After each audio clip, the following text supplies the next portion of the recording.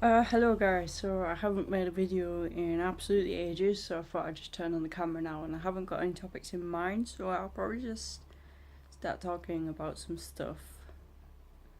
I don't know what, but yeah, it probably will be quite arbitrary and nothing too deep, nothing too philosophical. I don't think. I don't know. Yeah. So I started college like a month ago or something.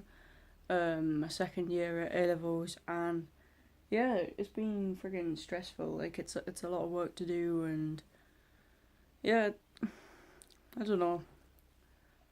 Yeah, I've definitely changed my perspective on things a lot because I used to be quite left wing politically, but now I've definitely become a lot more centrist in a sense that. Okay, I'm just gonna talk a bit about sociology. So sociology, it's predominantly left wing based. A lot of the studies are pointing towards the left wing, and And yeah, so Marxism's something that's favoured in sociology, but that's a view that I've changed over the past year. Like I found that I liked sociology a lot better when I was willing to just accept the Marxist ideology is true, because that's sort of the one that they're pushing you towards, because that's the one that's, I guess, credible. And obviously it's got its issues and we do recognise that, but as a whole it's like, yeah, the sociology is sort of like trying to breed um like a neo-Marxist social justice warrior type people who were gonna fight for the rights of the people and try and gain equality. But is living in an equal society necessarily that good? And I don't think it is. There's a fly.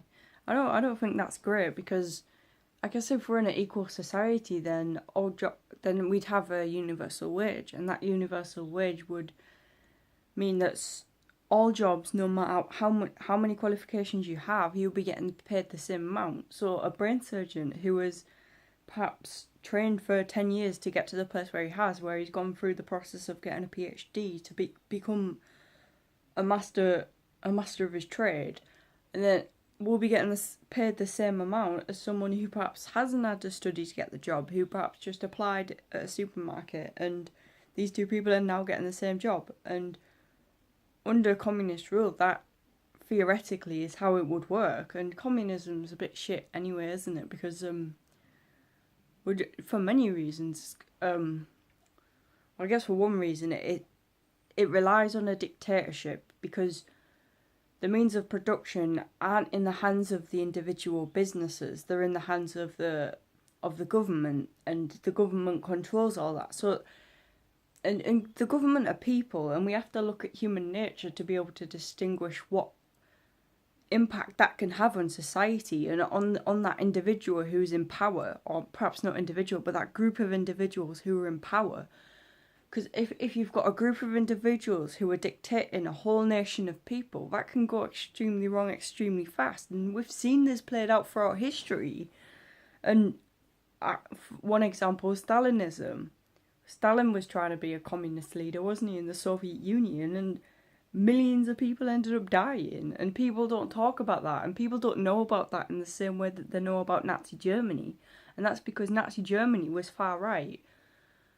And as soon as people say it, as soon as you bring um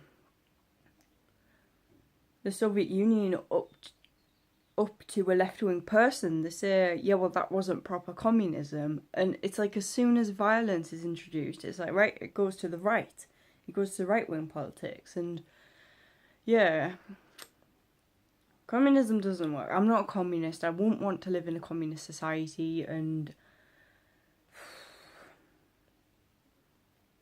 sociology does indoctrinate us. I told my teacher about it. I tried to explain it to her. And yeah, but obviously she wasn't so susceptible. Well, she wasn't so open to hearing it, because she studied that for the last however many years she's been teaching, maybe 5 years, 6 years, and then throughout college and throughout school perhaps and university. So yeah, she's she didn't like me saying that sociology is full of pseudoscientific bullshit. um, Yeah, it's the same with gender studies as well, isn't it? Because you got all these radical feminists coming out saying that men are oppressing women, and we've been doing about surveillance in sociology today, and the feminist argument against surveillance, why they don't like surveillance, is because they think that surveillance is in place, CCTV is in place so that men can watch and objectify women. How small-minded can you get? The whole network of cameras which are placed around our country to perhaps watch for criminal behaviour. Feminists believe that that's just so that men can watch women. Like, what the fuck? And that's like, people believe that. Feminists actually believe that.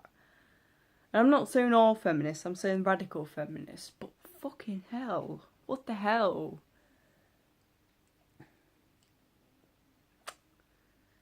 Yeah, I'm not buying that. I can't remember where I got up to. I was pretty stuck on that.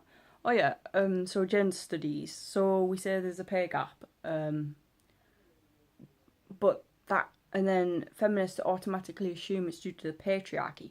But is that the case? Is it due to male dominance, or is it the fact that most women want to have families and are more family orientated than career orientated like men? Because I guess if you look at the personality traits, women are generally more high in openness and they're generally more agreeable, and that doesn't, there's a fly on the phone, and that doesn't necessarily make someone who's going to be a good businesswoman. You want someone who's disagreeable and able to, I guess, not take any shit from people. And yeah, most women aren't that, and that is due to biological differences, because women are hardwired. Women are biologically wired to play the nurturing role in the family of caring for children. Like, they have this maternal instinct inside them, which makes them have to be more emotional than men. And men are more, I guess, thing orientated, whereas women are more people orientated. And those are biological differences, and those have an impact on the I guess, statistics in the business. Because if we've got these general personality traits between men and women, and these are just typical, obviously these outliers, obviously you're going to get disagreeable women who are like extremely good in business, and they don't really like having they're not really interested in having a family, and you're going to get some extremely feminine men. But these are the, like, I guess, minorities. And yeah, so yeah, it's not all due to the oppression. That's bullshit. It's not due to patriarchy, and yeah. So, but I don't really like sociology at the minute. Actually, the topic we're doing right now, surveillance, is pretty good overall. So far, yeah, we haven't got into the bullshit stuff yet. Apart from that feminist argument, like, goddamn. Yeah, philosophy's going pretty good. Art's okay. I'm enjoying art. Apart from today, I haven't had a very good day, or a good yesterday. That's pretty much all I want to say. It's going to cut out in a minute anyway. So if you enjoyed this video, being a bit all over the place, I think I contradicted myself by going into a deep topic rather than when I said I wouldn't. But anyway, thanks for watching.